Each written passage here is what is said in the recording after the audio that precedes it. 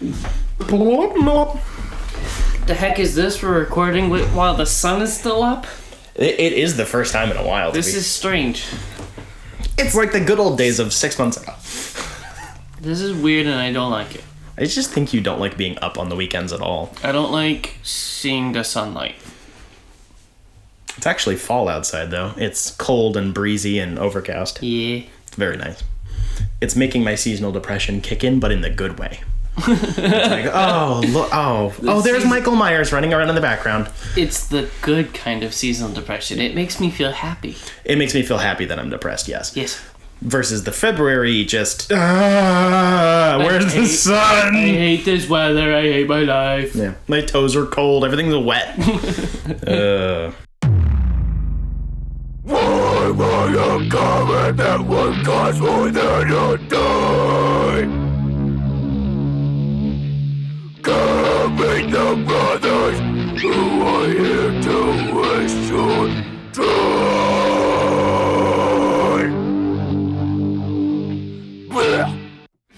Welcome back to the dimecomicbros podcast. I am one of your hosts, Spencer, joined with Jacob. Coffee. Coffee. It's a news thing because we haven't done it for 2 months. Yeah, it's piled up a little bit. As per normal now, I guess. Collin is not with us right now. He is currently working and slaving away on a couple of projects he has. So go give him money. He likes money. Like Lies of P. That too. He's also been playing Femboy Simulator. That's a side project. Starting off with the negative to get it out of the way. From CBR.com, Keith Giffen, the star comic book writer and artist, best known for his long and acclaimed runs on Legion of Superheroes, both with writer and co-plotter Paul Levitz, and then on his own with scripters Tom and Mary Borbaum, and the so-called 5 years later Legion, and Justice League International with scripter J.M. DeMatteis, as well as co-creating major DC characters like Lobo, Ambush Bug, and the Jaime Reyes Blue Beetle, as well as Rocket Raccoon for Marvel Comics, has passed away at the age of 70 following a stroke.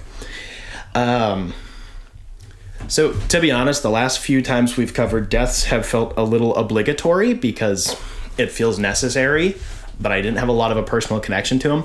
I did with this one. This one actually kind of hit a good bit. The Justice League International run is fantastic. Giffen was a really, really good artist. He also has a really cool behind-the-scenes story of how he broke into the industry fairly late in his life as well. He was like a labor worker for a while and then just started forcing himself to write comics. It's very interesting. So, yikes. Exclusive from the HollywoodReporter.com, Marvel Studios has reshuffled the release dates for its slate of television shows. As previously announced, Loki Season 2 will be the only show to hit this fall, debuting on Disney Plus on October 6th. Which was a couple weeks ago. Thank you. The second season of Emmy-winning animated series What If will debut around Christmas Day. Echo, a spin-off from 2021's hit Hawkeye, was originally announced for November 29th, but has now shifted to January of 2024. The series star Alaqua Cox as a one-time head of a criminal organization who returns to her hometown in Oklahoma to come to terms with her past. The series, which centers on a character who is deaf and of Native American descent, is described as having a grittier and more grounded tone than some of the other Marvel series and will feature appearances by Daredevil and villain the Kingpin. As previously announced, all the episodes will drop at the same time. I love that you're getting your rocks off at "It's dark and gritty." I was actually mocking it because it's like the buzzwords. Oh, okay. Even though it makes me interested, it's the obligatory, no superpowers, blood. Next on the schedule will be X-Men 97, the animated series that acts as a spiritual and tonal continuation of the classic 90s series that aired on Fox. The series, first announced in 2021, was originally planned for a fall 23 debut, but will now premiere in early 24. The show is being described by sources who have seen it as retro and a love letter to the original. A season 2 remains in the works.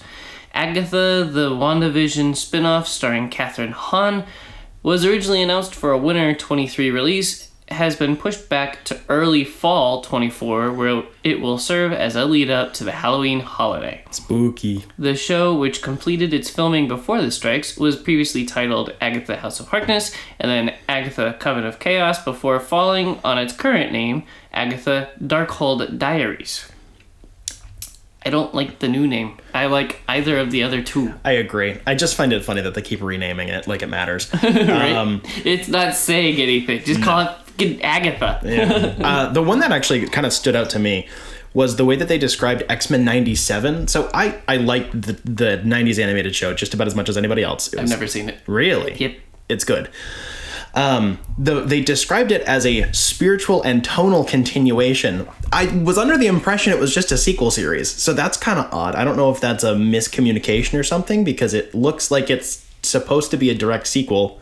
Marvel has already continued this animated series in the comics as well, so I think you're reading a lot into it. It's gonna look the same, it's gonna sound same-ish. I don't know, I figured if that's what they wanted, they would have just said the sequel series, but I don't know, it's just odd. It might just be the way that the Marvel sent over the press information that was stupid. It just, for some reason, that really stood out. What is a zine? Oh, what? Zine. Z-I-N-E. Zine, like magazine. Oh. It's indie people continue to use those words because they're gay like that. Okay. From comicbook.com, after shaking up the Marvel Comics status quo over the past few years, the X-Men's Krakoa era is nearing its end. Marvel unveiled the logo and first details surrounding Fall of the House of X and Rise of the Powers of X, two new miniseries that will launch in January of 2024 and are being billed as the final battle of the X-Men's Krakoan Age. Fall of the House of X will be from writer Jerry Duggan and artist Lucas Wernick, while Rise of the Powers of X will be from Kieran Gillen and R.B. Silva. The logos look pretty. There's a little bit of other information that was released, but I couldn't really gather much from it, so it didn't feel necessary to include.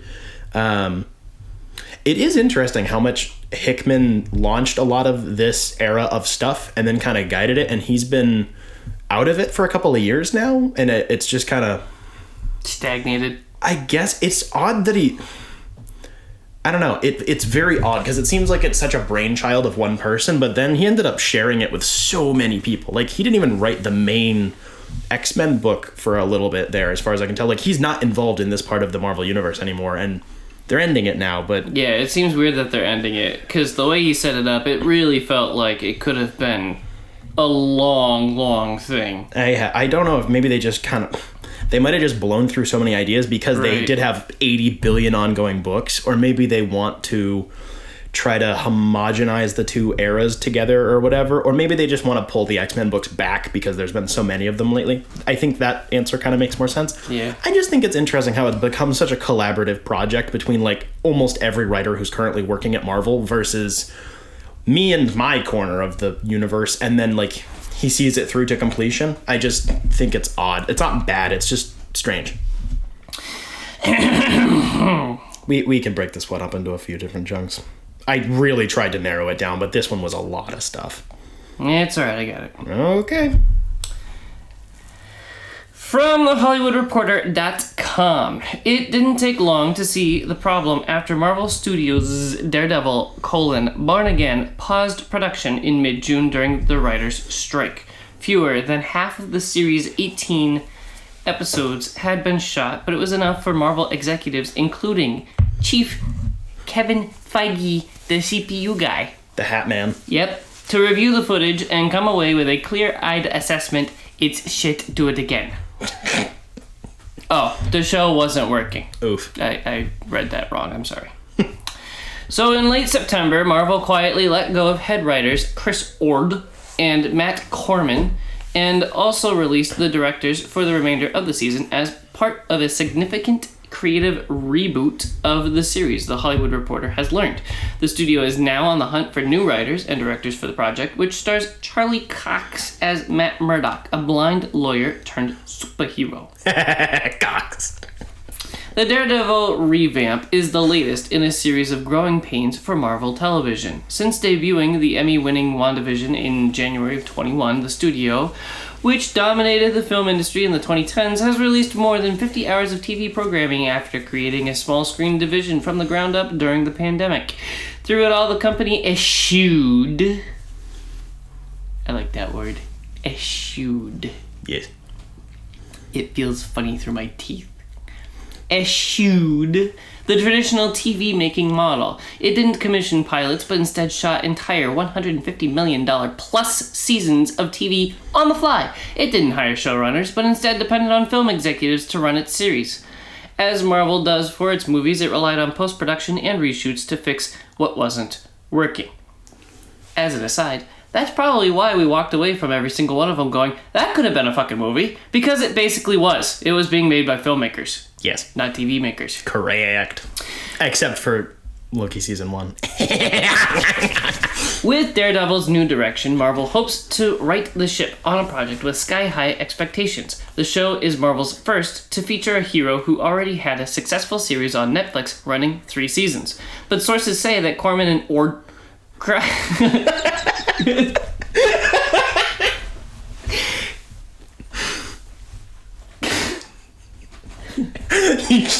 That was so unnecessary. It's funny. Crafted a legal procedural that did not resemble the Netflix version, known for its action and violence. Cox didn't even show up in costume until the 4th episode. Marvel plans to keep some scenes and episodes, though other serialized elements will be injected, with Corman and Ord becoming executive producers on the 2-season series. I saw your hand creeping closer to me and I was getting confused and concerned and a little excited. Daredevil is far from the first Marvel series to undergo drastic behind-the-scenes changes. Those who work with Marvel on the TV side have complained of a lack of central vision that has, according to sources, begun to afflict the studio's shows with creative differences and tension. That's an understatement. Quote, TV is a writer-driven medium, end quote, says one insider familiar with the Marvel process. Marvel is a Marvel-driven medium. That was another quote.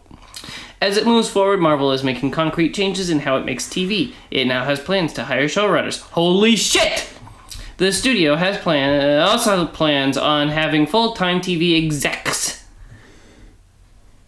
As in executives, not execs. Rather than having executives straddle both television and film. We need executives that are dedicated to this medium, that are going to focus on streaming, focus on television, says Winderbaum, because they are 2 different forms. It is also revamping its development process. Showrunners, get ready for this one, showrunners will write pilots and show Bibles. Holy cow, this is TV writing 101. Gosh! Who would have thought? The days of Marvel shooting an entire series, from She-Hulk to Secret Invasion, then looking at what's working and what's not, are done. I'm gonna put a question mark on the end of that one. And just as Loki, which returned October 5th, marked Marvel's first season 2 of a series out of 9 TV shows to date, the studio plans on leaning into the idea of multi-season serialized TV, stepping away from the limited series format that has defined it. Marvel wants to create shows that run several seasons where characters can take time to develop relationships with the audience rather than feeling as if they are there as a setup for a big crossover event. Holy crap! So that was a lot of stuff, and I cut out a lot of things in there. One of the things that I did cut out was that they talked a lot about how one of, I don't remember her name, but one of the lead writers for She-Hulk ended up staying through most of production, kind of like a showrunner, and that really helped them to stabilize it. Jessica Gao, maybe? I might be wrong entirely. It does make sense, though. I feel like everyone's kind of known this for a while, that they've been running by the seat of their pants. Yep. But Secret Invasion flopped so hard and cost so much money. And also, in this article, they also publicly announced a butt ton of like shifts between writers and directors and showrunners behind the quote-unquote showrunners behind the scenes. Like every 3 episodes, they would get canned. So it really makes sense. Like, this has fucked them in the ass. Loki season 1 and 2 were made separately, and they don't have the same like lead writer / kind of showrunner, but that seemed to be always planned to be a 2-season bit, and that seems to have escaped a lot of this. And then She-Hulk kind of escaped by like magic of one person kind of holding on to it by a thread. So this is all good. Yes. In terms of Daredevil, it's the one thing with this that made it feel really weird with the way that they described it is that they were complaining that the show was a legal drama, which is what 1.75 of the 3 seasons were before. Like, the legal stuff wasn't an aside, it was the focus of the show, and it was very cohesive. So it's really weird that they were complaining about that. And then with the show being split into 2 9-episode seasons, him not showing up in costume until the 4th episode is fine. That's a stupid complaint, to be honest. Like, he's not in costume the entirety of the first season. It's just dumb. Right. But if they were seeing that it wasn't working, obviously I'm not going to argue that. It is just odd. There's a bunch of other unsubstantiated rumors and leaks about what may or may not have been going on, like plot-wise, and a lot of it did sound really stupid, like potentially killing off Foggy and Karen off-screen. Yeah, that's dumb. Yeah, like, I don't like. There's a bunch of really sussy things that are not entirely substantiated, but it definitely is good that they're focusing up. It means it'll probably get delayed until like 2025. We've argued before, and I don't remember the results, but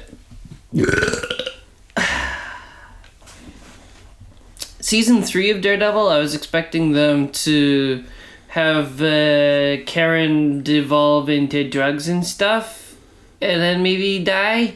So, I don't know.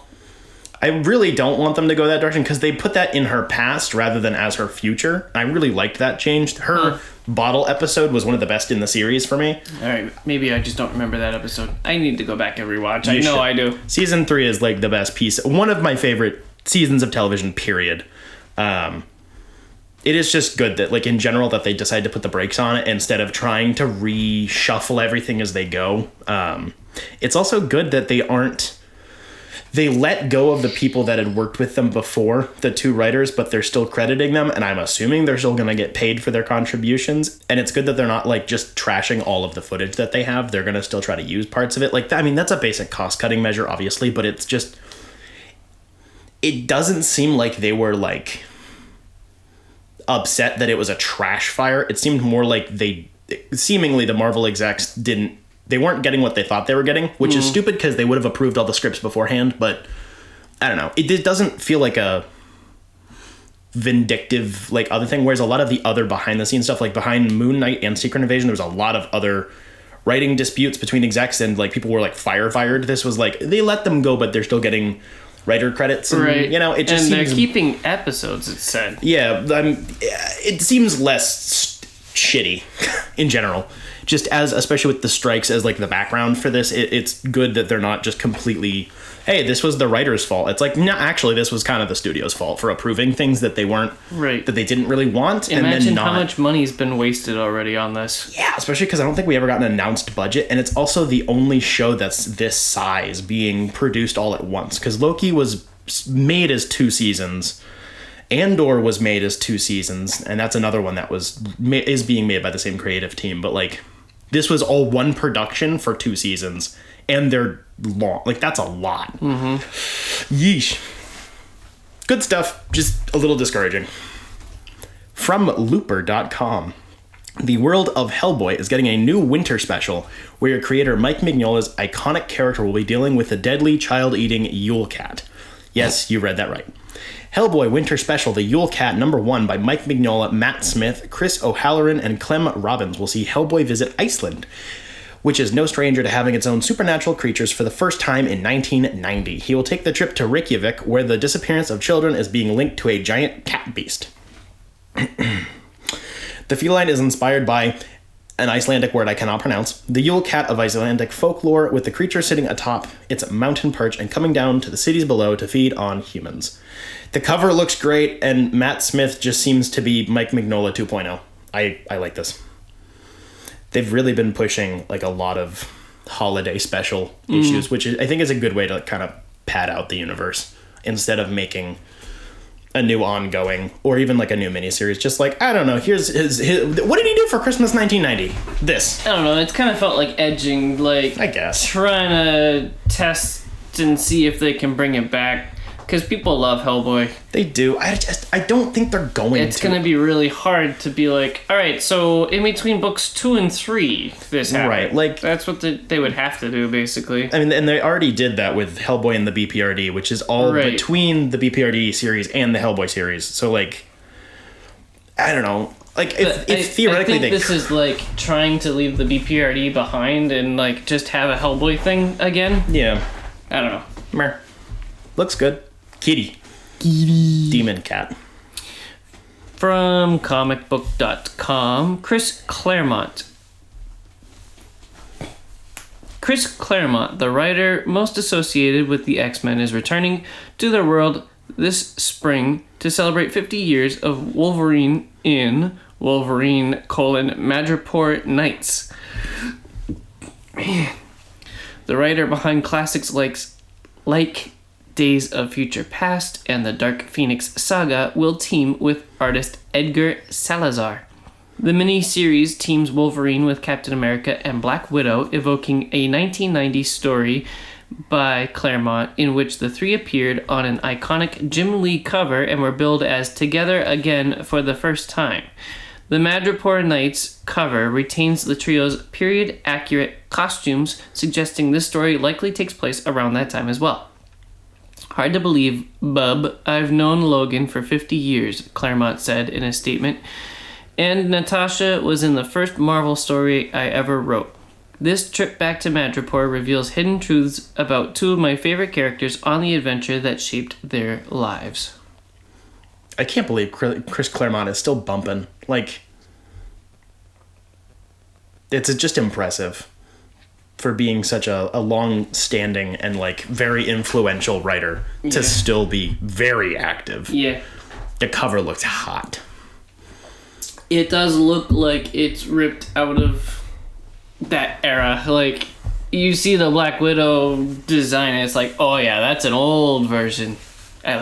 Yes.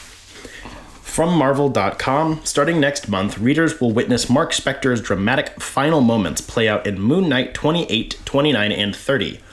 But writer Jed MacKay and artist Alessandro Capuccio's mission is far from over. At the start of the new year, the acclaimed creative team's bold new era of Moon Knight enters its next phase in Vengeance of the Moon Knight #1.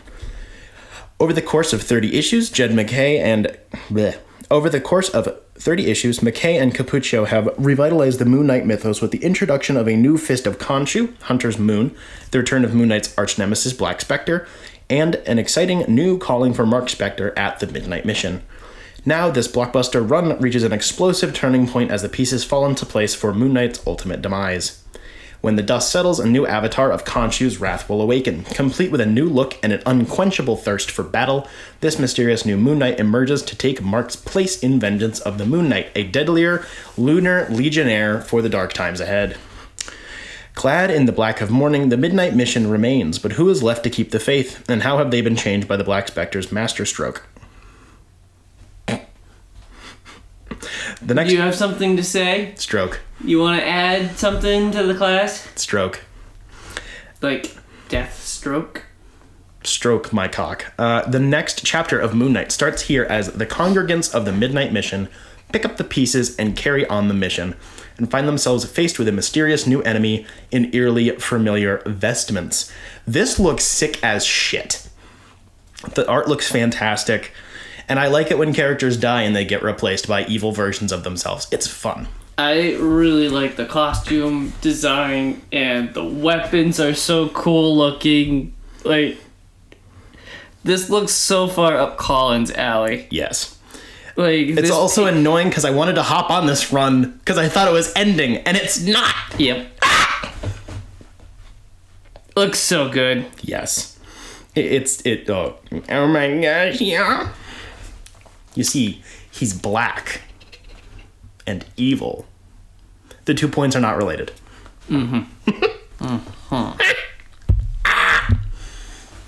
From Gizmodo.com, the Jedi Order, and specifically the council that leads it, has made a lot of mistakes throughout its long history, especially in the declining days of the Old Republic. And now, a new Star Wars novel is going to explore one Jedi's attempts to get its members to see just that, with a road trip and a few pirates along the way. IO9 can exclusively reveal that the next major Star Wars novel from publisher Random House Worlds will see writer John Jackson Miller, the author behind expanded universe classics such as Kenobi and the Dark Horse comic series Knights of the Old Republic, return to long-form Star Wars fiction for the first time since the 2013 Rebels prequel novel A New Dawn. Miller's Star Wars: The Living Force focuses on the Jedi Council just 1 year before the events of The Phantom Menace. A New Dawn is the book where Hera and Kanan have sex. And drink a lot of alcohol. It's a good book.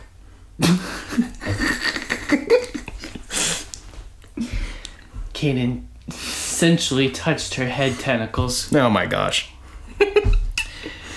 The Living Force will see Qui-Gon, alongside his Padawan learner, Obi-Wan Kenobi, implore the Jedi Council to think beyond the confines of its chambers at the heart of the galactic core on Coruscant when another ancient Jedi outpost on the planet Quem is set to be decommissioned. With some counselors trying to see the future while others are reeling under the bureaucratic demands of an increasingly corrupt republic, Qui-Gon challenges them to get out of the council chamber and rediscover the Jedi they used to be, Miller explained. Their response is a road trip for all 12 counselors, giving us our first in-depth adventures with many of them, and a look into a side of the galaxy that can't be seen from their temple on Coruscant. We also learn what it's like to live in the immediate prequel era, whether you're a civilian, a member of the nascent Republic military, or in the underworld. This got my jimmies off so hard when I saw this. A lot of the new canon books have been very good, especially the ones around Qui-Gon and Obi-Wan, but this being like a good example of how big is this book gonna be? If it's gonna be an adventure with like 14 plus Jedi in total, it's big chonky boy. Also, road trip. It's funny. I don't know. This seems really, really cool. We know where it's gonna end up, but I like that it comes across as like Qui-Gon's desperation, you know? Mm-hmm. Because he's always not an idiot, and then everyone else is like, Yoda. Just like, I will suck the Republic's dick, you know? It's nice getting more Qui-Gon. Yes! I'm getting this one. From Variety.com, news broke in July that Donald and Stephen Glover have been claimed by Disney and Lucasfilm to replace Justin Simien as the writers of a new Lando television series on Disney+. But not so fast. The project is actually being developed as a Lando movie, Lucasfilm confirmed to Variety. They finally relearned the lesson that they learned the wrong lesson from Solo. Make movies, stop making TV. Finally. Also, good writing team, so that's cool. I find it interesting that they announced this during the writer's strike. That was kind of weird. Mm-hmm. Very suspicious timing. Mm-hmm. I think they just agreed to their contract because they're not exclusively writers. There's some weird shenanigans in there, but making it a movie, finally, much better idea. Yes. DC and Warner Bros. Released the first trailer for Aquaman and the Lost Kingdom, releasing in cinemas December 20th of this year. The synopsis reads, having failed to defeat Aquaman the first time, Black Manta, still driven by the need to avenge his father's death, will stop at nothing to take Aquaman down once and for all. This time, Black Manta is more formidable than ever before, wielding the power of the mythic Black Trident, which unleashes an ancient and malevolent force. To defeat him, Aquaman will turn to his imprisoned brother Orm, the former king of Atlantis, to forge an unlikely alliance. Together, they must set aside their differences in order to protect their kingdom and save Aquaman's family and the world from irreversible destruction. Everyone thinks that the baby's gonna get murdered in this movie, and I'm very excited to watch it. Orm? It looks really good. This is like the actual last breath of the old universe, so I'm a little excited. What's your prediction? In terms of what? Good movie or bad movie? I think it'll be about on par with the first one. Interesting. Which I enjoyed. So forgettable. I did not think it was that forgettable. I think it was very 7 out of 10. Good action romp. Looked great. Good action. Not that deep. I don't remember anything from it. The fact that they've been willing to delay it so many times and they waited for James Wan to finish some other productions is a good thing. Like, they didn't just go shove it into production immediately. They kind of let it wait a while. Is cool. I do think the baby is dying, though. I think the baby's gonna fucking get murked. Will the baby be put in a microwave? No, I think he's gonna get stabbed through the fucking head with a trident, and it's gonna be cool. Or he's gonna be eaten by like a sea crab or something. But it looks good. The footage looks good. There's a shot of Aquaman drying out his shirt, which everyone's upset about. They're like, "Oh, stop taking it seriously." It's Aquaman, bro. Right. He's drying his shirt. It's funny. Fuck you. From Marvel.com, this January, the 2099 revolution continues. Following the acclaimed work in Spider-Man 2099: Exodus and Spider-Man 2099: Dark Genesis, writer Steve Orlando returns to everyone's favorite dystopian future, and this time he's bringing all sorts of horrors along for the ride. Featuring artwork by a host of industry talent, including superstar artists and exciting Marvel newcomers Miguel O'Hara. It's probably Miguel. It is Miguel. Miguel O'Hara. Spider-Man 2099 is a 5-part limited series that will hit stands weekly throughout January. Holy crap, weekly releases. That's weird. That's nice.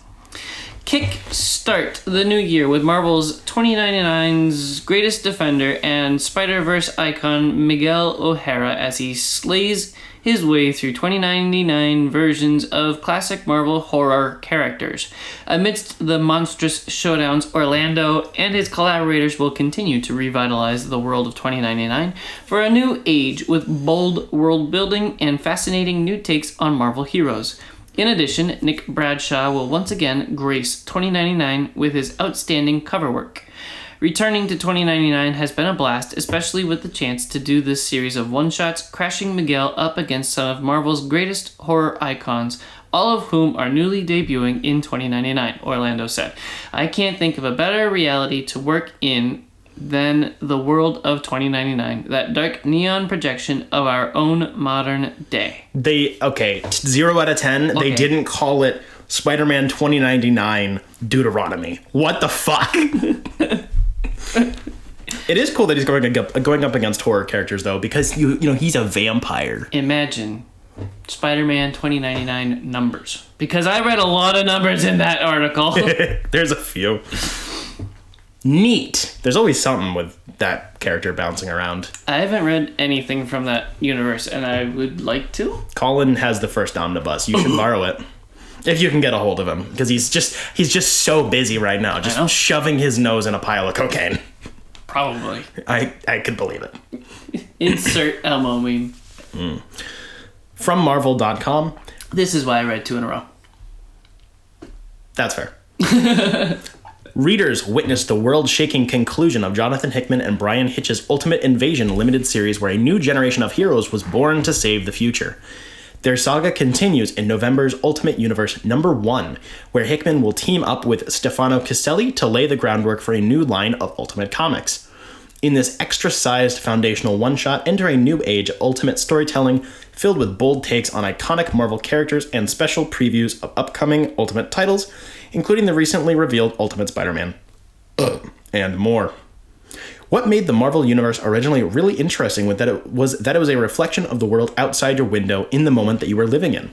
What does it look like in the world we're living in now, Hickman said. It's kind of shocking how much the world has changed in that period of time. The idea of what it would be like to see the genesis of superheroes in a brand new world is a really fascinating exercise. Revolutionary writer Jonathan Hickman and acclaimed artist Marco Cicchetto bring you a bold new take on Spider-Man with the debut title of the new line of Ultimate Comics. After the events of Ultimate Invasion, the world needs a hero. Who will rise to take on that responsibility? Prepare to be entangled in a web of mystery and excitement in the all-new Ultimate Spider-Man comic, as the all-new Ultimate Spider-Man comic redefines the wall crawler for the 21st century. Teasing the series, Hickman said, Ultimate Spider-Man is a book I never thought I'd be writing. It's a bit of a Peter B. Parker situation. Old, grumpy dad Spider-Man, let's fucking go. Character development, make him a teacher. I swear to God, this is the only Spider-Man book I will read for the next 10 years. They're finally having him be not 20 anymore. In the wake of Ultimate Invasion, Khonshu and Ra, the force together known as Moon Knight, are seeking to expand their brutal control of the continent of Africa. In response, the lone bulwark against them, the isolated nation of Wakanda, will send forth its champion, its king, the Black Panther. From the creative minds of Brian Hill and Stefano Caselli comes a bold new take on the world of Black Panther and Wakanda. I was invigorated by this opportunity because, in addition to my immense respect for Jonathan Hickman's detailed storytelling, the idea of shepherding this bold new take on Black Panther in this event gives me a platform to do the kind of broad, epic storytelling I've always wanted to do in comics, Hill said. Visionary creator Peach Momoko reinvents mutant kind for the Ultimate Age. In Japan, when a young student named Hisako Ichiki... I'm racist. This is my ultimate conclusion. I'm racist. I don't even know where you're at anymore. Oh. Dork. In Japan, when a young student named Hisako Ichichi develops armor powers, she discovers she's a mutant, and she's not the only one. Meet a new generation of mutants filled with original and familiar X-Men characters. Together, they'll learn what it means to be a mutant in the Ultimate Universe as they explore their emerging powers and the startling ways they connect to folklore, legend, and magic. I am very honored to be a part of the new Ultimate Universe, Momoko said. I am very careful in delivering the unique X-Men mutant elements while still being true to my vision and voice. I am also very proud and surprised that I was given enough freedom from CB Cebulski and Jonathan Hickman to create a brand new X-Men character, she shared. It might not be the normal portrayal of a superhero, but I am excited to introduce everyone to a new chapter to my Momoko-verse. This is so fucking weird. Is this the year 1999 again? What the hell's going on? I don't know. These all look really good, though. I don't know, again, anything about the Ultimates. I haven't read any of that. Good thing is, you don't need to. They just made a new universe. That's it. I know. I haven't read all of Ultimate Invasion, the most recent one, but they reopened a new universe. It's not the old Ultimate Universe. It's a different one. I really like the look of this, though. Yes. I like how few books they're starting with. Each run looks really good. Like, I would want to follow each of them, or just buy, like... I want it all. Yeah. It looks really good. It is a very odd lineup, which I think is one of the things that actually makes, like... Apparently, this was one of the things that Hickman, told Marvel he wanted to do back when he did... Secret Wars in 2015, like he said he wanted to do a couple of books, and this was one of the ones that he put in his contract, I guess. It makes me feel like they're not going to keep this for too long, which I think is a good thing. It doesn't feel like a nostalgia trip because it's not the same universe. It's just it's doing something new. It's using the name, but like it's just odd, but they do all look really good. I think it's really funny that they keep looking at this guy. Hey, can you jumpstart something for us? Seriously. Like, I mean, it started with Brian Hitch, because, like, the Secret Invasion was, like, the two characters left from the old Ultimate Universe making a new one or whatever. And, like, it was Brian Hitch who did the art for the old. Like, it's weird, but, like, it has, like, nothing to do with it, which is a good thing. It's just weird. Yes. I'm curious. I'm at least going to buy the one shot to see, like, what the fuck's going on. Yes. It looks real weird. From Marvel.com, during the Marvel Comics Showcase at New York Comic Con, fans in the audience were the first to see an exciting first look at the highly anticipated Sabretooth War event. Wolverine and Sabretooth have one of the bloodiest feuds in all of pop culture history, and this January their rivalry reaches a brand new peak in Sabretooth War, a 10-part epic coming to Percy's run on Wolverine. Sabretooth War will begin in Wolverine number 41 and culminate in the landmark Wolverine 50. Having shepherded the character through the Krakoan age, it's finally time for Percy to pit Wolverine against his greatest foe, Joining him for the occasion will be the award-winning author of The Changeling and The Devil in Silver, and the writer behind Sabretooth's own journey of the last few years, Victor Laval. They'll be teaming up with two of the industry's hottest artists, Corey Smith and Jeff Shaw, to deliver the definitive Wolverine and Sabretooth story. Beef record. I like that it's only in one book. It's not like a crossover thing. It's just one thing. This is an era of the book we're doing. That's cool. It looks good. The art looks good. The covers look good. Very good. Benjamin Percy seems to know what the fuck he's doing. Yep. It's amazing how much better his books are when he's given time to actually know what the hell's going on. Nightwing. Something editorial, you know. Wow. My usual opinion on is something bad, it's probably the editor's fault. Yep. From Marvel.com. At the Marvel Next Big Thing panel at New York Comic Con, writer Chip Zdarsky and Marvel Comics editor-in-chief C.B. Sobolski shared story details, art, and a new epic trailer for Avengers Twilight, a bold and thought-provoking new limited series launching in January. Superstar creative team Chip Zdarsky and Daniel Acuna welcome readers to the world of tomorrow, where the age of heroes is over, but the future still needs to be avenged. Fans can get their first glimpse at this new age in the trailer, featuring never-before-seen artwork, as well as a special promotional image. In a gleaming new world of prosperity, Captain America is no more. But Steve Rogers still exists, floating through an America where freedom is an illusion, where the Avengers are strangers and his friends are long dead. But is this the dream? How do you assemble Avengers in a world that doesn't want them? Having Chip on this is something special. He's the best at reimagining things in a different lens, Sobolski said, and Acuna has done amazing career-defining work here. His fans are going to be blown away. The cover looks amazing. But what if we did Cyberpunk, but Captain America is the good guy? I'm so in. Yep. This is gonna be cool. There's no beans in there at all. Oh, no beans at all. No. It's not like Cyberpunk, the genre of things, definitely didn't start out as like just beans. No beans. I'm interested though. Oh yeah, this I'll looks probably pick it up. Chip Daddy.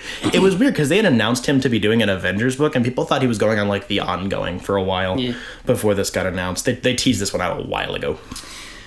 More from Marvel.com. Each year at New York Comic Con, the Marvel Next Big Thing panel delivers the most industry-shaking blah blah blah blah blah. Today was no exception with the reveal of Marvel's next major crossover event, Blood Hunt. Finally. Vampires have always walked amongst the shadows of the Marvel Universe. But Among Us. But in spring of 2024, the long night arrives, and these blood-sucking terrors will endure the spotlight like never before. The main event series will be brought to life by an A-team of Marvel talent, current Avengers scribe Jed MacKay, and acclaimed X-Men artists Pepe Larraz and Marte Gracia. We have vampires in our books all the time. There's some bad blood there, MacKay said. What happens if the shoe was on the foot? We've got the Avengers, Moon Knight's Midnight Mission, Doctor Strange, Miles Morales, and of course Blade, and there's going to be more vampires than you can shake a stick at. The analogy is really weird, but this looks pretty damn cool. It's also an in-continuity book, which is weird. Cool. I think this is gonna be some fallout from the Blade run right now. Because Jason Aaron put Blade in the Avengers for a while, and then he left the book. And the Blade book is very big right now. It's only a few issues in, but I mean, vampires and Blade. Like, I mean, there's a connection here, obviously. It's got Doctor Strange, Iron Man, Miles. I thought it was a Peter Quill that's been vampirized, but it's not. And I thought it was a Vision that's been vampirized, but it's not. Although Vision is getting his face fucking ripped into. Yeah. And Thor, and Scarlet Witch, and Captain America. Ooh, Black Panther. This looks cool. Tigra. Oh, jeez. Yeah, you're right. That's an odd one. I trust in Jed MacKay.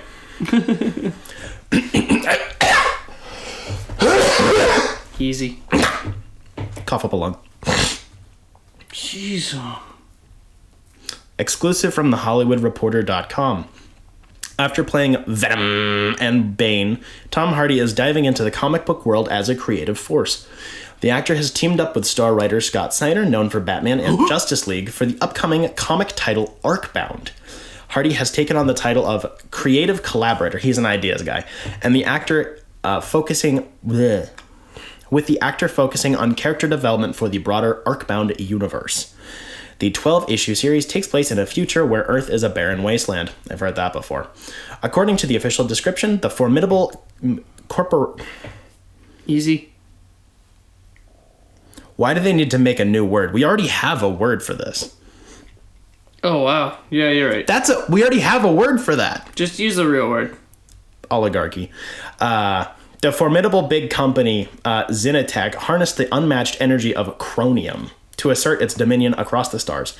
The Arcbound series chronicles the journey of Kai, a resolute mediator captain tasked with maintaining Zenitech's lifeline to chromium. However, as he grapples with the morality of his role, revelations about Zenitech's dubious past thrust him into a poignant quandary. Too many big words in this article. Mm-hmm. And I'm a big words guy. They say corporatocracy. We have words for that, though. A lot of them. Yeah. We don't need new words. That's a bit ridiculous. Ridiculous. To remain loyal to the Empire or to confront the forces that molded him into a tool of oppression. The Arcbound team also includes veteran scribe Frank Thierry, known for Wolverine and Deadpool, and artist Ryan Smallman, who has worked on Fortnite and Marvel titles. I've always been drawn to the creative process in all aspects of storytelling, and with comics, I find it's a fascinating playground to explore. A place where as long as you have a good creative team and the ability to illustrate, write, and discuss, you can build epic worlds together. Worlds you would have the distinct freedom to shape, modify, redefine, dismantle, and rebuild without the constraints of limited budgets and resources, said Hardy. Do you think Ryan Smallman bought the Fortnite Battle Pass? Probably. I think he had to, but it was tax reimbursed. That's what I was going to say. Or do you think they just gave it to him so that he could make more of his work? No clue. But he does play as Michael Myers. Arcbound Studios will partner with a publisher to distribute the issues into stores with details to be announced at a later date. Okay, this announcement was written like shit, to be honest. Yep. But it does sound good. And I like the quote from Hardy. It actually sounds like he's interested in doing creative things. I think he's also the co-writer on Venom 3 now or something, so he seems to be doing that. I'm an actor, but I'm going to observe all the people doing their things, and then one day I'm going to do things too. Yeah. Which is cool. I like that. That's cool. Big words. From comicbook.com. Oof. Jeff Johns will spearhead a new shared comics universe at Image Comics under the imprint Ghost Machine. Johns, who previously published Geiger and Junkyard Joe at Image, will launch Ghost Machine with Gary Frank, Brad Meltzer, Brian Hitch, Francis Manipal, Peter Tomasi, Jason Fabok, Lamont McGee, and Metal ZCHUT. All of the creators have ties to DC, with every participant having written Batman, Superman, or Justice League comics, except for Jut and McGee, both of whom worked on TV series based on DC characters. Ghost Machine is characterized as a creator-owned and creator-run company, although it isn't clear if all the founders have an equal stake in all the properties or if each individual creator owns their individual properties. The latter has been the norm at Image for years, but Image has also worked with creators like Rob Liefeld, who runs a studio and owns the IP his employees work on. Yeah, because Rob Liefeld's a shithead. Our ambition for Ghost Machine is to push beyond superheroes, introducing new genres, characters, and shared universes completely co-owned by all the creators involved, the Ghost Machine founders said in a statement. We see this as the future of how creatives will work and retain creative control and meaningfully participate in successes like never before. That idea that Ghost Machine isn't just a publisher where you can develop screen-friendly IP, but actually a media company in itself is an interesting one, and it likely suggests that they have plans to develop shows and movies based on the Ghost Machine characters pretty quickly. April 2024 appears to be the genesis for Ghost Machine : Fabok's Rook : Exodus will launch that month, as well as Red Coat by Johns and Hitch. Johns and Frank's Geiger will resume then as well. Later in the year, Jut's Devour will launch in October, while Tomasi and Manipal's The Rockefellers, as well as First Ghost by Meltzer and The Soulless by McGee will launch at some point in 2024 with a release date not yet set. Okay, so when they said they're going to spearhead a new shared comics universe, that's actually not correct. Because this is a shared universe that already exists. They're just putting it under another sub-publisher. But that's cool. Because it's still housed out of Image, but they're just making another, like, sub-brand, whatever. Do you think this was impacted or affected by the writer's strike at all?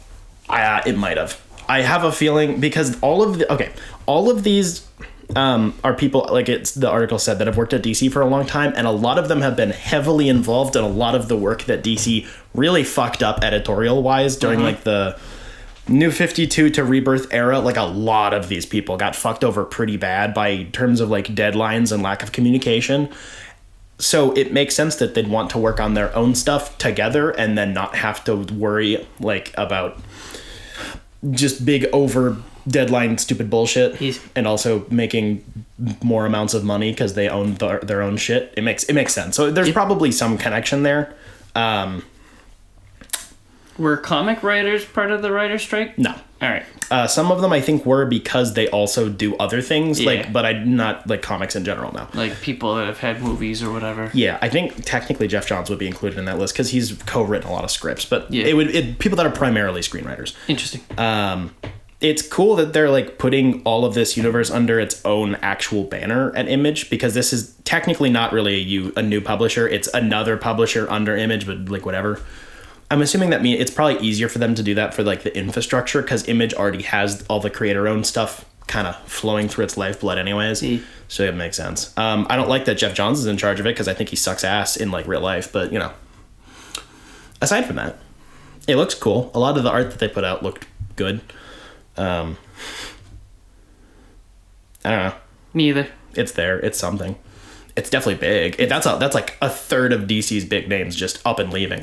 I didn't leave it in the article because I couldn't find a way to quote it correctly. They also have exclusivity contracts. So as soon as they're done with their DC books that they're on, they're not working on anything else, which is a choice. Yep, that's they're gonna have they're picking their own rent at this point. Like if they don't make the book, you're not paying rent. Right. I mean, they're all probably already rich anyways. But anyways. From DC.com, DC returns to Elseworlds, an all-new lineup of out-of-continuity series from comics' top storytellers scheduled to launch in 2024. At New York Comic Con, DC announced the return of its Elseworld line of comics, revealing upcoming comic book titles. Gotham by Gaslight, The Kryptonian Age, Batman the Barbarian, Green Lantern Dark, and more to come. Scheduled to publish in 2024, DC's new Elseworld lineup will also include sequels to best-selling series Dark Knights of Steel and DC vs. Vampires. DC's original Elseworlds line was established in 1991 with the release of Batman Holy Terror by Alan Brennert and Norm Breyfogle. For the next 2 decades, Elseworld became the host for new and innovative stories featuring DC superheroes in settings outside regular DC comic book continuity. Also called Batman, but He's a Different Thing. This new direction produced enduring and iconic stories such as Kingdom Come by Mark Waid and Alex Ross, Batman and Dracula Red Reign by Doug Mensch and Kelly Jones, Superman Red Sun by Mark Millar, Dave Johnson, and Killian Plunkett, Justice League The Nail by Alan Davis, and more. Out-of-continuity stories have always been a pillar of DC publishing, granting creators the ability to explore all the wild corners of the DC universe, said DC executive editor Ben Abernathy. We're excited to bring a whole new slate of titles under the Elseworlds banner in 2024, combining all new titles from top storytellers, as well as sequels from the current DC line that fits that same out-of-continuity aesthetic. Gotham by Gaslight, The Kryptonian Age by Andy Diggle and Leonardo Fernandez expands the mysterious and gothic world created by Brian Augustine and Mike Mignola beyond the confines of Gotham City, introducing DC's greatest heroes as they come together for the first time to form a 19th century Justice League. As they unite under the greatest threat the world has ever known, they will learn their world's secret Kryptonian history. They're all aliens, actually. Batman the Barbarian is a brutal and remarkable retelling of Batman's origins set against a rugged medieval Earth, written and drawn by Eisner Award winner Greg Smallwood. New York Times best-selling writer Jake Kristoff and artist Terso Khans make their DC series debut in Dark Knights of Steel all winter. In this new series, the snow falls thick, blood runs black, and color itself is only a distant memory. The legendary assassin Deathstroke stalks a frozen wasteland, killing for coin among a nation of ever-warring Jarls.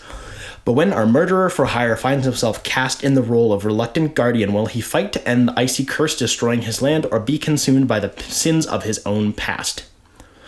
Inspired by Norse myth and set in Tom Taylor's groundbreaking world of Dark Knights of Steel, Allwinter continues the tradition of casting iconic DC characters in a thrilling, epic fantasy setting.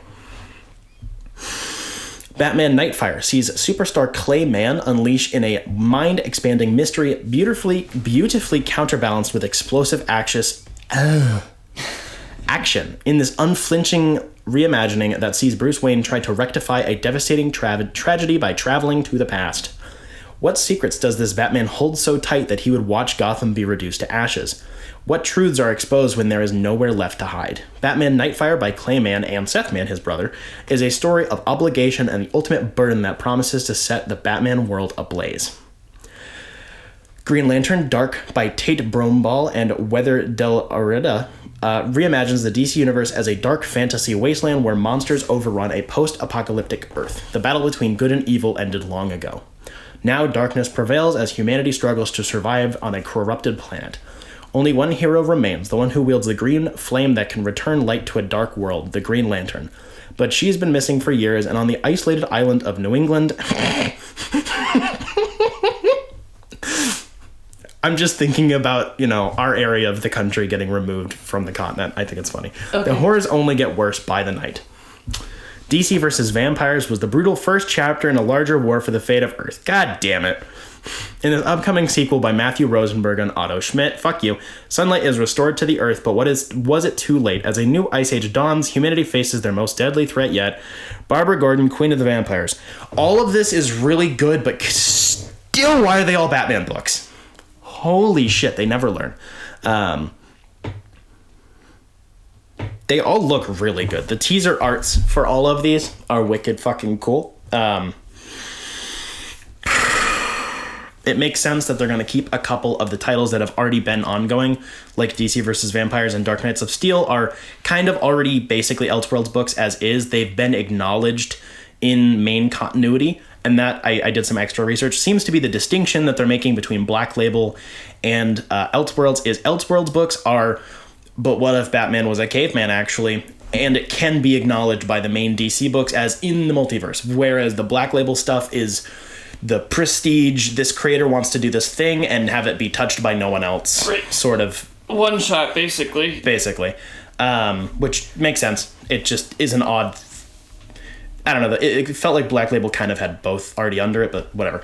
All the teaser art looks really cool. They all seem interesting. I'm just really fucking annoyed that it's 3/4 Batman stories right out the gate. I do like that they are separating it. Like you said, it's already felt like Black Label's had it all, but it's gonna make it easier to sort things, basically. Yeah. It makes more sense of like, is this mainline? Is this mainline but just Black Label? Like, it makes a lot of sense in my brain. It also lets Black Label become more prestige, I guess. Yeah. And more mature, too. Like, they're gonna... I think you said they said that they're gonna return to, like, harsher content being in the Black Label books again, instead of just, like, kind of anything goes. So. Yeah. Yeah, it makes sense. It's just kind of an odd time. They must have been, like, ramping up for this, like, waiting to see if certain books hit certain numbers or something. Because I see no other reason why to wait for this random moment. Yeah, I kind of wish they did it earlier. Yeah. Also, it wasn't in this initial announcement, but it was announced, like, 2 days ago that Dark Knights of Steel is getting a sequel book. I believe also by Tom Taylor, just Dark Knights of Steel 2. Makes sense. Duh. Can I just get volume 2 of the first run? Because that hasn't come out yet, I don't think. It's coming out in December. Ah! Wait, you read that? You read the first one? Yeah, I read the first one. I forgot. I raved about it. I forgot. It's been a while, man. I liked it. It's messy as fuck, but it's really fun. It felt like Injustice, but Game of Thrones. Yes. The one that I'm actually really not looking forward to is more DC versus Vampires. I have a couple reasons for this. It started off strong, but went downhill pretty quickly. Not all of the books are out in collected editions yet. There's a couple more in between things. Matthew Rosenberg is a solid writer, but Otto Schmidt is a piece of shit, so I don't really want this to continue. To put my personal bias out there, I don't think that Otto Schmidt should still be getting work. He makes Nazi propaganda posters. I'm not joking. That's a real thing. Yes, I know. You've said. So I know it's really dumb, and also the line just kind of went in the gutter. So I think James Tynion dropped off of this series for a reason. Something tells me that he didn't want to be involved in it any longer, and I think I agree with him. But whatever. I don't think I'm going to read it. What about the Green Lantern one? That seems really, really cool. As the only non-Batman-centric thing. Will you follow any of these by issues? I might, actually. I think it depends. They did, in the announcement, they did have the amount of issues for each book. I did not include them. Most of these are miniseries. I think there's a couple, they had some weird numbers. A couple were like 7 issues and one was like 11, which is all weird. I think it just really depends on... It really depends on whether or not I'm going to want to revisit it, I guess, depending on how each story turns out. I think if I was going to follow any of them for issues, it probably would be Green Lantern Dark. It seems to be the only one that I might not pick up in a collected edition. Like, I want the other Dark Knights of Steel books next to the other ones, right. So I'll just wait. Dark Knights of Steel Volume 2 comes out December 12th. Noise. But, like, I don't know. Maybe I'll read The Barbarian issue by issue. All by Greg Smallwood. That's cool. I don't think he's written any comics before. I don't think. Interesting. Weird. I don't know. All right. Last one. Finally. After more than an hour of recording. From DC. John Constantine, Hellblazer, is headed back to the pages of DC's comics with a surprising catch. DC's coming up in the DC Multiverse panel at New York Comic Con. The publisher announced the first details surrounding John Constantine, Hellblazer, Collin, Dead in America. The new 8-issue miniseries, which arrives in January of 24, will publish under DC's Black Label imprint and will continue the narrative of C. Spurrier and Aaron Campbell's previous John Constantine Hellblazer series. In Dead in America, Spurrier, Campbell, and colorist Jordi Belair will partner for what is being called the second act of Constantine's saga. In John Constantine Hellblazer: Dead in America, John has cheated death once again, but his heart's not beating, his body is decaying, and he, his friend Nat, and his son Noah are on the run in America, wanted for murder. Naturally, it's all John's fault, it always is, but as it turns out, Dream himself needs John's help. Something terrible has taken root in America, and it's using the sand from Dream's pouch to impose its will.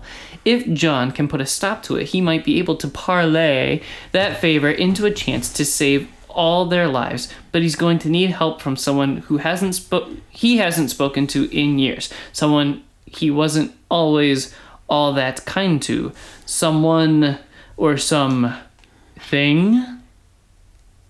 It's Swamp Thing. No shit.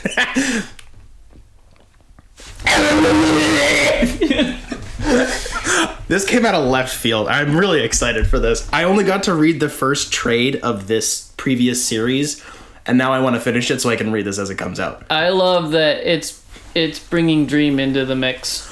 Yes. I wonder if it's gonna connect to that issue where Dream's like, yo, where my bag of shit? Probably. Like, that'd be kind of cool if it was like, well, actually, way back when Sandman started, he found Constantine because he needed help, so... Probably, because the current, or most recent, Constantine run is under Black Label and under the Sandman universe. It's all tied in, so it's right next to the Lucifer book. The reason why I don't think that'll be is because they've been... With the TV show, they downplayed the involvement of the DC characters, and you've said that Gaiman didn't like having to include so many DC characters in the run. It felt forced, and he just wanted to do his own thing. So, I don't know, maybe not, but... I don't know. This seems cool. The whole... I keep putting off getting into this new sub-universe. Now that Sandman is over and the original Lucifer run is over, and now there's like 3 or 4 ongoing-ish like Sandman universe books, and they're all critically acclaimed. Like, I just yeah, I gotta get on this now. It's a lot. I think this I might get issue by issue, and I'm gonna go back and read the rest of those trades. Wow. Because I know that the first one was fucking great, and I just never went back to it because I'm stupid. Coffee moves quick. You want more coffee? Sure. Alright. I'll make it after I can just make the coffee. Okay. If you trust me with your coffee maker. Nope. My wife. Gotta go fishing. That'd be cool. Speaking of my wife, in Marvel Comics, we read Crypt of Shadows from this year, 2023. Yes. There are multiple stories in the book. Yes. I like this book. Very much. Quite. Yep. End of thoughts. I think there were like 5 reviews when I found it on Goodreads today, and 2 of them are ours. Yeah. Yep. There's 4 stories and then a framing device. There's one that follows Scarlet Witch dealing with a haunted house, which was cool. Very good. The A haunted brick in the house. spooky brick. The spooky brick will return. Yes. She took care of a spooky brick. She did the if only I had raised Vladimir Putin, you wouldn't be like this. She did the if I give him a hug, you'll be fine. Which I thought was funny. And the hug exploded him. Yes. But not like that. Yes. I love comics. There was a Daredevil and Man-Thing one that I really, really liked. That was my favorite. Daredevil and Man-Thing do shenanigans because you see Man-Thing murks the fuck out of anybody who's scared, and everyone's scared except Daredevil because he's the man without fear. You know, he can touch him. There was a Deadpool one. That one was okay. I thought it was written well, like It dialogue was. I kind of exhaled through my nose a couple of times. It was good. Yes. And then there is, yes, I actually liked the mummy half of the Deadpool one. Yeah. With whatever the hell his name is, just the living mummy. Right. I thought that was more interesting than when Deadpool showed up. But Right. It didn't really make sense for Deadpool to show up, but apparently they're friends or something. So. I guess. And then the last story was the Hulk and the Werewolf by Night facing off against Kraven the Hunter because he's like, I need to kill a mindless monster. Ooh, who am I gonna choose? And Hulk grabs him by the ankle and yeets him. And that was funny. Pretty much. That was a lot like shoved into that one. Like a lot of stuff happened. But I do like how it was very briefly exploring the dynamic between Hulk and Werewolf by Night and how like they're similar but they're different. They have different ways of internalize or externalizing their hatred of themselves. I like that. It was a cool contrast. And then the overarching one that connects the whole thing is Doctor Strange is keeping his evil brother in the freezer in the basement for all these years, and that's gonna come up later. Yeah. In the Doctor Strange run. That was written by Al Ewing, which Yes. I thought was, despite it being very few pages, was cool. Looked good for being a guy looking at a mirror, you know. Out of a mirror. Yeah. Very good. Yes, very good. How much did it cost you? $4, I think. Wow. It was a regular sized issue. It wasn't even like a 64-page one It shot. felt like it had less Ads. in it than usual, too. So 44, 45 to 50, I guess. Yeah. Good shit. Do it again next year. Same bad time, same bad channel. I liked it. I like this sort of shit.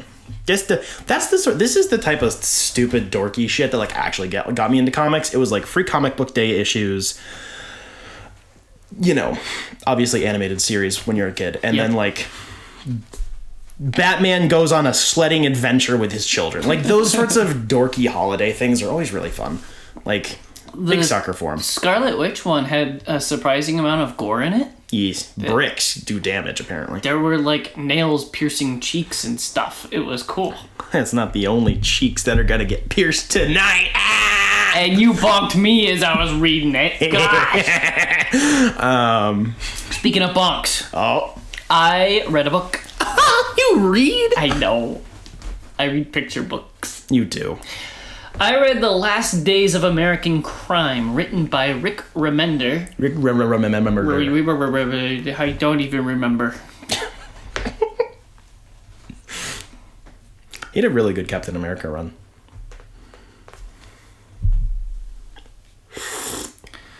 Oh, please. Oh, please. Illustrated by Greg Taccini and covers by Alex Maleev. That's not a good look. Actually, not a good book. That sucks. First off, because Collin will probably listen, booba. Lots of booba. Collin, listen, that's a first. I sent him last week's episode because I thought it was really good. And he said, thanks, Dad, and never got back to me. But I'm trying to include him. Yeah, lots of booba. The problem with this book is that it doesn't set up the world at all. It tries to do it on the fly as it's telling the story. So you're piecing together where in time we are, where in the world we are, and what the heck is going on. So I'm going to explain the story a little bit because it's a really cool idea if you write it down on a bar napkin. It's a couple of years into the future from here. The government has made this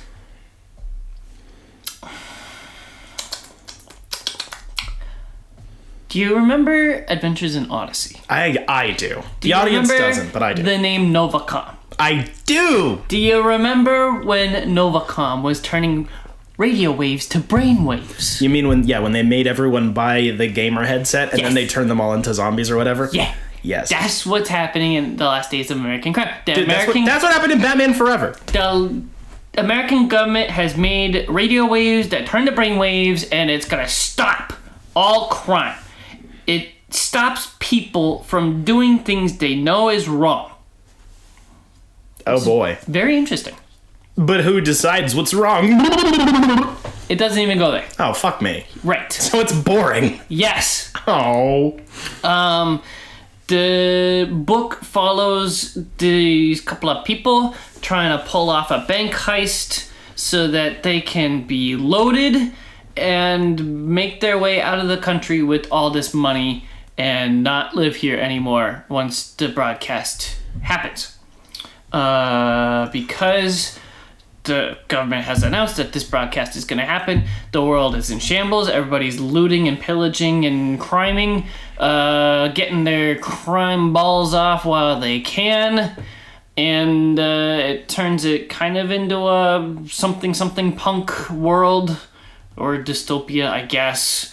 There's a strong police force. Like, there's really good stuff here, but you really gotta dig for it, and it's hard to find, and you just jump right into it, and the booba is distracting. There's a lot of stuff between characters that doesn't mean anything in the end, and there's like a lot more time put on that rather than the story and what's actually happening. A huge imbalance between characters and world. The artwork is not very good. It looks... We've read a lot of books. There's a lot of inclusions in the back of these books where it's like just the pencils and someone's just... The artist is trying to get the idea onto a page, and it's very rough, right? And like not even erased. It's just like faces have that weird cross on it and things like that. That's what this artwork looks like. It's just the rushed pencil work of like, I just gotta get it done, and like a little bit of color splashed onto it haphazardly. That's rough. But nothing makes you stop and go, oh, that looks good. Like, it's very rushed pencils. Even the booba doesn't even look good. They're spirals instead of circles. What? Yes. Corkscrew boobies. Yes. What? Is it like a duck's penis? I have not seen that. They are corkscrews. That Which is sounds why uncomfortable. That's, well, I mean, ducks rape everything. So True. the corkscrew does a lot of damage, apparently. Do I need to censor the R word? Probably not. Weird. This book sounds rough. It's rough. It sounds like a Rick Remender book, like, for sure, but want to like it because it's such a cool idea. Even if it's beans, like, it'd be cool to explore, like, the police state versus the people criming everywhere versus can the government actually release a broadcast that stops crime. Like, it's kind of cool, but it doesn't even get into all that. They finally, in the third issue, pull off the bank heist that hasn't been explained at all. It just happens. Like, you, the reader, don't understand the plan. And then there's a final twist in the end of how the characters end up and who they end up with. And that's it. I'm going to spoil it. Because I don't think anybody's going to read the book after this review. The heist goes a little too long. And the guy that is holding the bag of money throws it in the truck, and then the broadcast hits, and he has his mom drive across the border because she doesn't know what's going on. So he knows what he just did is wrong, and he can't move. But he's like, "Ma, can you drive me over to the freaking over the border? Let's go visit Canada for a while." She's like, "Okay, son." And that's how she's able to drive away because she doesn't know she's doing anything wrong. So it's a cool, like, loophole through the broadcast is having somebody do something without knowing that it's wrong. And that was really cool. And that's probably the best idea in the whole book. Weird. Yeah. This book sounds real fucking rough. I gave it 2 out of 5 stars. Yeesh. Would not buy. Would not recommend. Well, maybe. If you find it, like, real cheap, like a couple of bucks. Like, if it's a damaged copy on someone, like a store's discount shelf, and it's legit less than $5, maybe, if you're interested by the concepts in this, but... Huh. How did you buy it? Holy shit, dude, are you okay? Sorry. The grumbles. Just...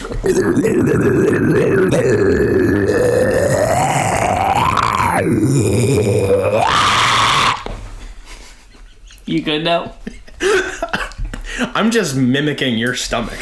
Apparently it's having a lot of somersaults. I read this for free from the library. Well, there you go. Yeah. I had a feeling. Cringe. Not good. Apparently, I looked it up. A lot of people on Reddit especially hold that this is one of Rick Remender's worst books. So, there's that. Okay. Oh, scribble that in my notes. Mm-hmm. I read a book that's not quite that bad, but it wasn't great either. Wow. Spirits of Vengeance, Rise of the Midnight Suns. It is the original Midnight Suns book from Marvel, sort of, kind of. Basically, this is a collected edition which features 2 arcs. And because the 90s, it's messy as fucking shit, like structurally speaking. So this includes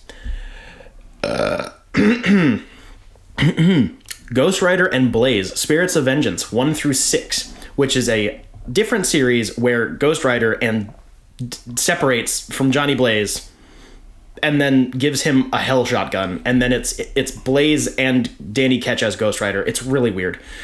1 through 6, Morbius the Living Vampire #1, Night Stalkers #1, Darkhold Pages from the Book of Sins #1, Web of Spider-Man 95 and 96, and Ghost Rider 28 and 31.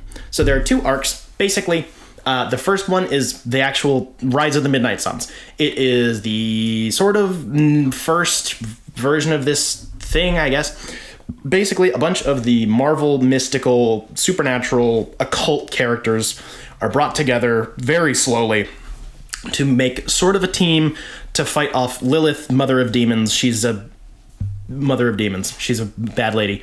They're brought together by Doctor Strange because he doesn't want to come into direct conflict with Lilith because that would have unseen consequences. You know the deal. If you have two big balls hit each other, it makes a big spark in the middle that can like make the paper have a hole in it. Have you seen that Vsauce video? No. If you take two aluminum balls and smash them together really hard, like with a piece of paper in the middle, it makes a hole. Because they're perfectly round balls, like the atoms like touch each other through the paper. It's really cool. Weird. Anyways, basically the forces would fuck up the universe or whatever. So he has to get other people, mostly mortals, to basically do his bidding.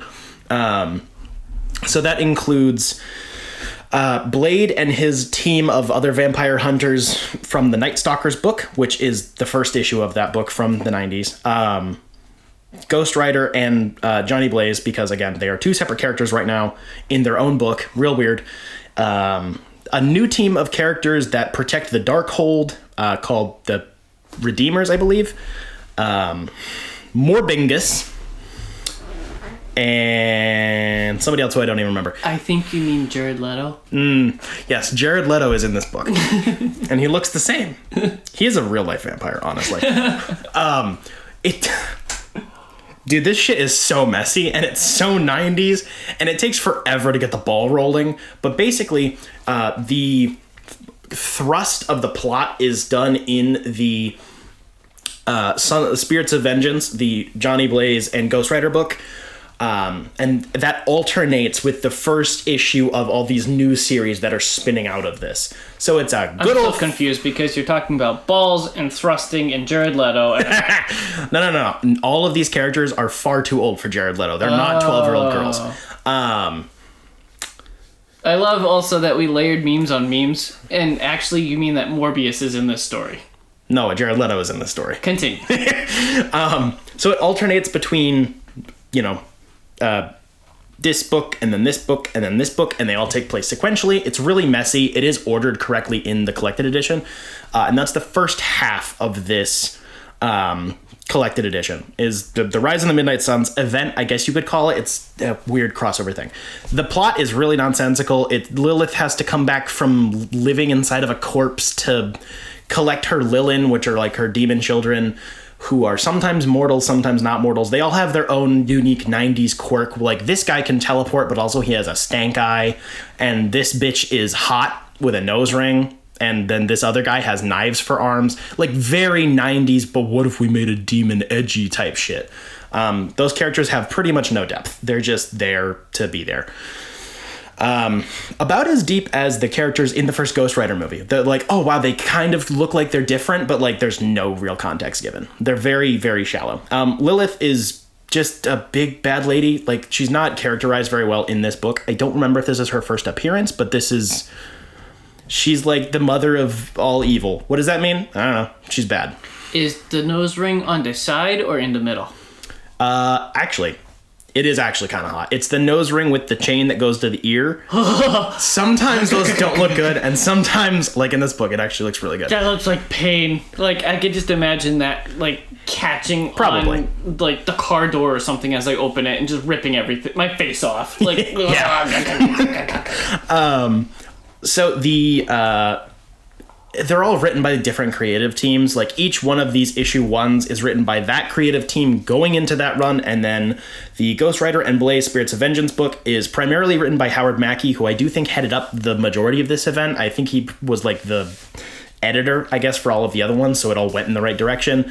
It's a lot of meandering for like a total of like 8 or 9 issues in total. Like, it's a lot of like, and then we're gonna fight, but then we're not gonna fight, and we'll come back to you later. It's very 90s in that way.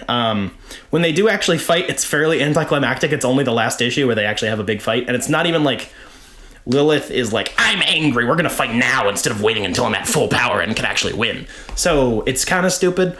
It is fun though, despite this being not that great. I had a lot of fun reading it. The characters are all really fucking stupid, and they all bicker with each other. They're like, no, you're a servant of the devil, and then they all fight each other. Because no, you're actually evil. It's very stupid. A lot of the art's actually pretty good. The art in the Ghost Rider and Blaze Spirits of Vengeance book were the highlights for me. A lot of that was done by Andy Kubert, still in the 90s, but a lot of it was really good. There's a lot of really good covers in here. It's just really up and down. It's okay. The second half of this trade is the second half of Ghost Rider and Blaze Spirits of Vengeance, alternating with Web of Spider-Man, because they meet Venom, because it's the 90s and they have to fight. So there's a bunch of really stupid plot. This half I really didn't like. There is a panel of Spider-Man holding a shotgun, which is great. I did love that. But but what if Venom wanted to fight an evil bad thing and they got to team up with the good guys, but they're all edgy good guys? I really didn't like the second half.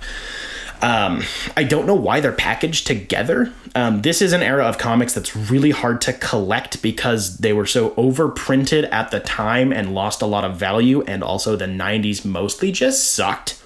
So I get that they felt it necessary to put both of these stories in the same book, because technically they're both companions to the Ghost Rider and Blaze Spirits of Vengeance run. I guess it's very dumb.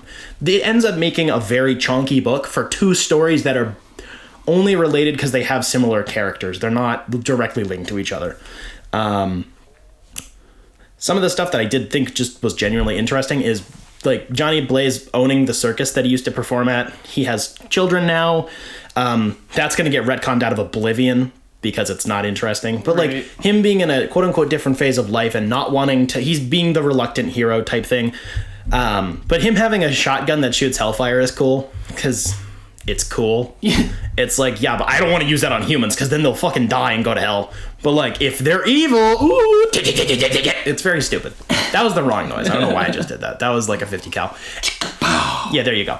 It was that was really neat. Ghost Rider has a weird characterization here, which isn't entirely explained because the Ghost Rider spirit is separate from Danny Ketch. He's using his body, but Danny Ketch is like in a mind prison inside his own head, I guess, basically. So Ghost Rider's like talking a lot. It's really weird. They explain it eventually. It's very nonsensical. That didn't go anywhere. Something that was pretty cool is in the middle of this book, they put together a poster. Each of the original Rise of the Midnight Suns issues in that first half were published with a part of a poster. And then when you put them all together, it was this really cool Andy Kubert piece with all the characters. It looks really cool. I wish it came with like a fold out.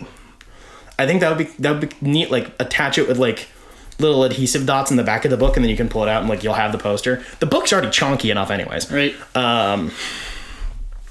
This is like the epitome of like 90s edge, but like not where it's like Spider-Man Clone Saga stupid, but also this is not very intelligent either. I enjoyed the first half a decent bit. The second half I skimmed because it was really rough. I bought it for $40, which is cover price. It's the large trades. So like 2 inches.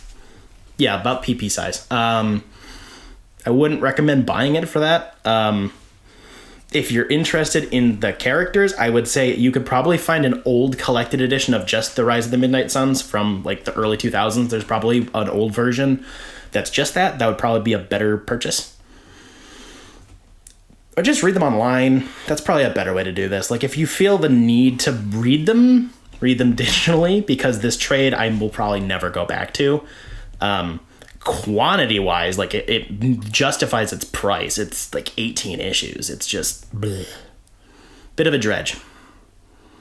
You know what else was a bit of a dredge? I watched a movie. Oh gosh. Called The Last Days of American Crime. I don't like you. Why? This is the exact same bullshit that you would do. That's why you're taking my shtick. I kind of wish that you would do this. But honestly, you'll probably end up hating it more than I did. That's interesting. Directed by Olivier Megaton, which doesn't mean anything to me. You might recognize the name.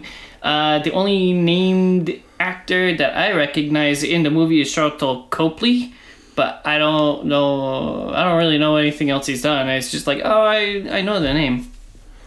So yeah, doesn't have any star power. Runs for 149 minutes, and it feels like it's double that. So the movie does a really interesting thing that the book didn't do. And it takes its time. And it sets up the world. Oh, wow. And it's very interesting. There's a but. It does the same thing the book does and spends way too much time with the characters that are interesting or uninteresting pieces of shit.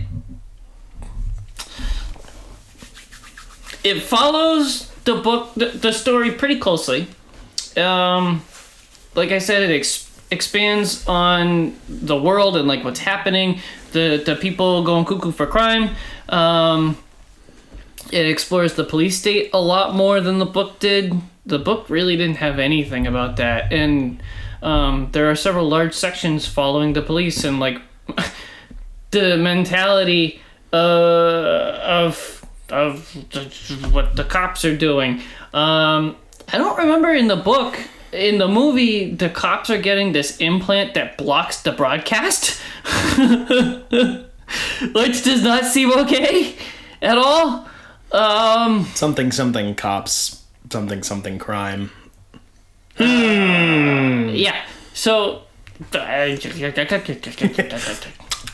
Deep fried beans. That's interesting. Never thought of deep frying beans. I've refried beans with enough oil. It probably counts as deep frying them, but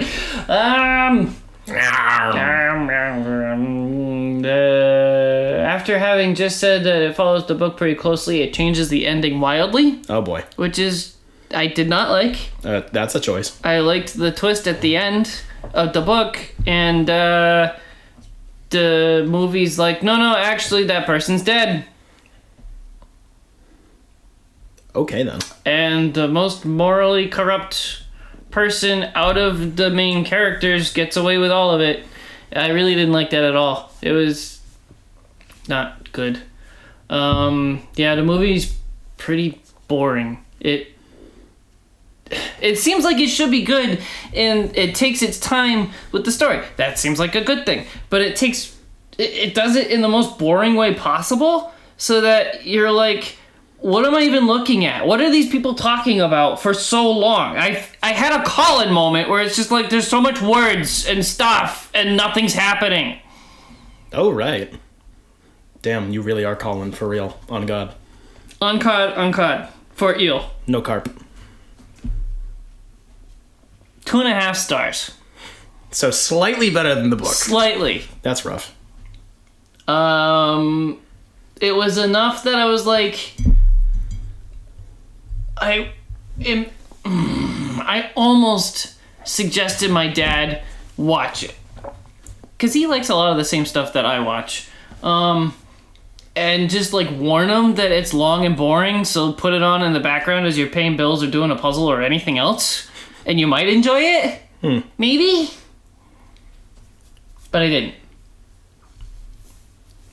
It's on Netflix. It's a Netflix special. It bombed horribly. Everybody that watched it hated it more than I did. I probably had more of an appreciation for it because I did this double whammy thing. Weird. And I knew that it was shit. Strange things. Yeah, not good. You know what else has really interesting characters but was not very good? Oh, I actually meant to say it. Out of all the movies I've watched this year, it landed in between Eden Lake, which was the terrible, awful Kids Are Terrible horror movie that starred Kelly Riley and Michael Fassbender. So I wanted to like it more than I did because the story was awful. It landed in between that and Harry Potter and the Sorcerer's Stone. Wow, that's rough. I knew you didn't like Harry Potter, but like, holy shit, that's far down the list. Thank you. Oof. I think Harry Potter was the start of my 3 stars, and then Eden Lake was 2 stars. That's rough. I read Darkhold, Pages from the Book of Sins, the complete collection. It is a 16-issue run that follows the Redeemers and some other characters. They're a group of people pulled together to keep evil from getting their hands on the Darkhold. Except they already have the Darkhold, kind of, sort of, but it's weird. I was wrong. Eden Lake was 2.5 stars as well. Big oof. So, Last Days of American Crime hit the top of the 2.5 stars, I guess. Oh boy. It spins out of The Rise of the Midnight Suns, hence why I decided to read it. Also, because more spooky. And it's another 90s Marvel book, so it's pretty rough. It collects this 16-issue run, Doctor Strange Sorcerer Supreme 90, part of Midnight Suns Unlimited 1 and 2, and Marvel Comics presents 145. So it's the full run and then some extra tidbits that are vaguely relevant. It follows mostly a trio of characters. There is a secret agent man and a witch scholar lady and an Italian woman who is the daughter of a person in an order that's always been there to keep the Darkhold from falling into evil hands. I barely remember their names, but they're actually really interesting, like in a dynamic. So, frankly, you know how every single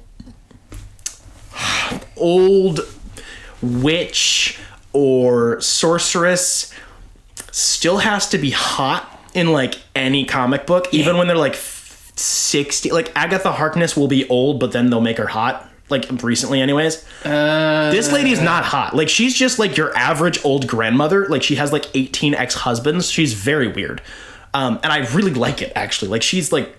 She'd be a hoot to go to the bar with, but like you wouldn't want to have sex with her, which is a weird thing to get attached to. But in a comic in the 90s where everything was hypersexualized and bad, this dynamic is actually really interesting because it has your generic I'm here to protect Milady Fed man bouncing off of the crazy kooky grandmother who will give you a cookie and then shoot you in the head type. Like it's just really weird. And I actually really, really like that dynamic. It's a shame that most of the plots here are pretty rough. The main thrust of it is that this weird demon, it's real to be a demon sort of thing later. He's a small person. And they use a lot of insensitive words in this book that are no longer appropriate, so that's a little rough. But he looks like a marionette puppet, sort of, is like the vibe they're going for. And he delivers pages of the Darkhold to random people, so they repeat the words on the page, they get like possessed or go crazy or whatever, and they're basically following this trail of blood. Like metaphorically, like they're following all these disasters and they keep getting clues. It goes on for way too fucking long. Like every issue is like, wow, look, another page and another thing, and then we got and then they get like no new nuggets of information except every like 4 issues. So it takes a long time to get running. The plot in bird's eye view is interesting. But a lot of the details are not great. They run into Doctor Strange, Agatha Harkness, and Scarlet Witch quite frequently. Pretty recently, at the time, Scarlet Witch had been possessed by Chthon, the writer of the Darkhold, one of the Elder Gods. So there's a lot of like personal, oh yeah, by the way, he possessed my body and then made me have children. That's not rapey at all type weird. There's a lot of... Marvel was learning that making all of their female characters get raped and have demon children is bad, but they weren't quite there yet, you know? They're learning. I say it flippantly, but it is pretty true. There's a lot of that in like the 80s and 90s. That was really bad. Just, there's a lot of orchestrating things behind the scenes with different sorcerers and stuff. It's very nonsensical plot-wise. A lot of the art's also not very good. The character dynamic really held it together for me for most of the runtime, whatever, page count. The cameos by other sorcerers were mostly good. They were pretty fun. Doctor Strange at one point like ties with magic a guy to a beach so he can't leave because he did some word trickery. So there's some cool stuff there, which is neat. It was written by Christian Cooper and it has a lot of different artists. And a lot of it was pretty rough.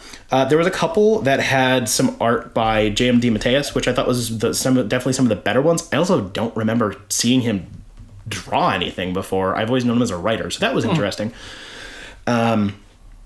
It's a shame that the Darkhold has this series and then the 2021 series, and they both kind of suck because the Darkhold being like an ancient book of demon spells, usually bound in human flesh, and inspiring the Necronomicon and the other Necronomicon and the other Necronomicon and all that other sort of fun stuff is really cool. Like I like when comic books do occult stuff, but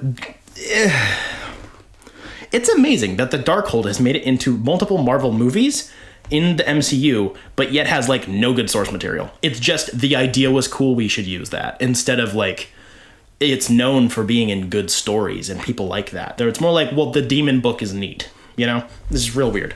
I also bought this for about $40. It's another chunky trade. This one is definitely worth less than the last one. They're roughly the same size, they have the same cover price, and it's even less enjoyable. It's a slog. It starts off all right, and it just gets progressively worse.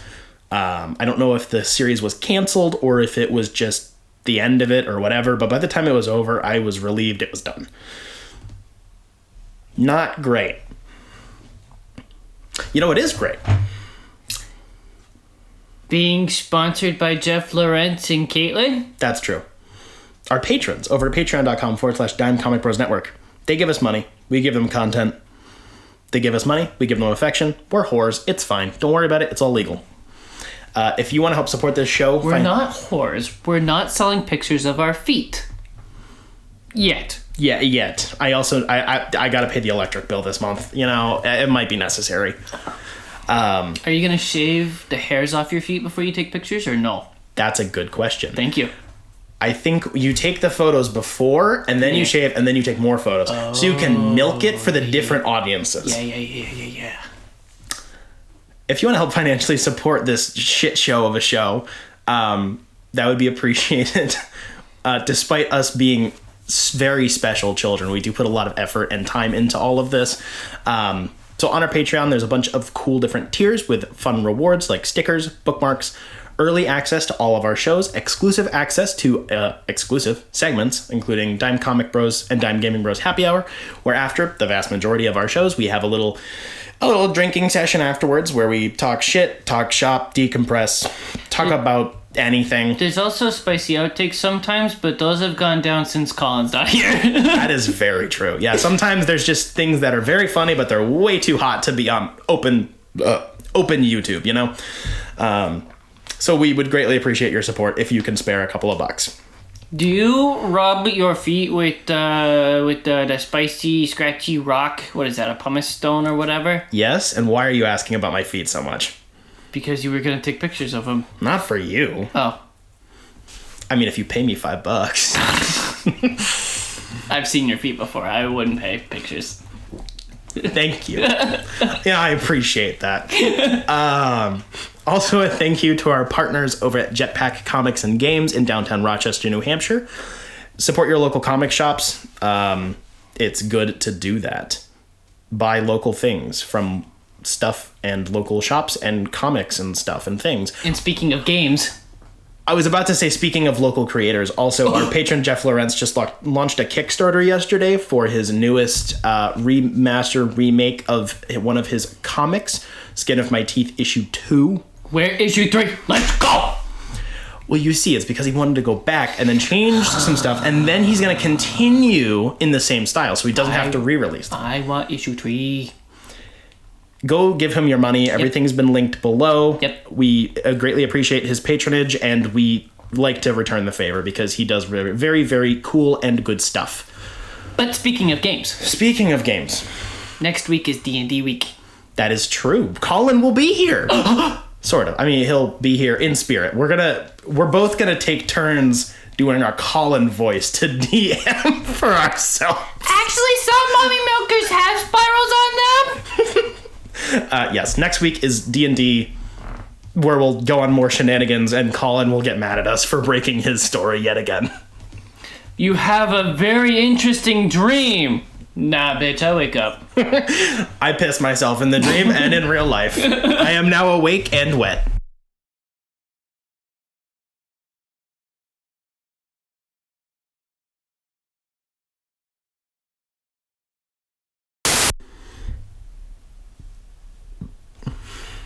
Sorry. I saw the Jeff Lawrence bibliography bundle and I thought it was really funny. I also got a chuckle out of that one. I was like, and then it's followed up by the barf bag. I thought about sending him a message like, hey, you think highly of yourself, don't you? And then I thought, he's probably doing it as a joke. Because no one's gonna do it. I think because it's followed up by the barf bag, it's a joke. Probably. He's a silly man. Shopping comics here. Gosh. Expect me to do my job while the mic is on? Yes. That's why the mic is on.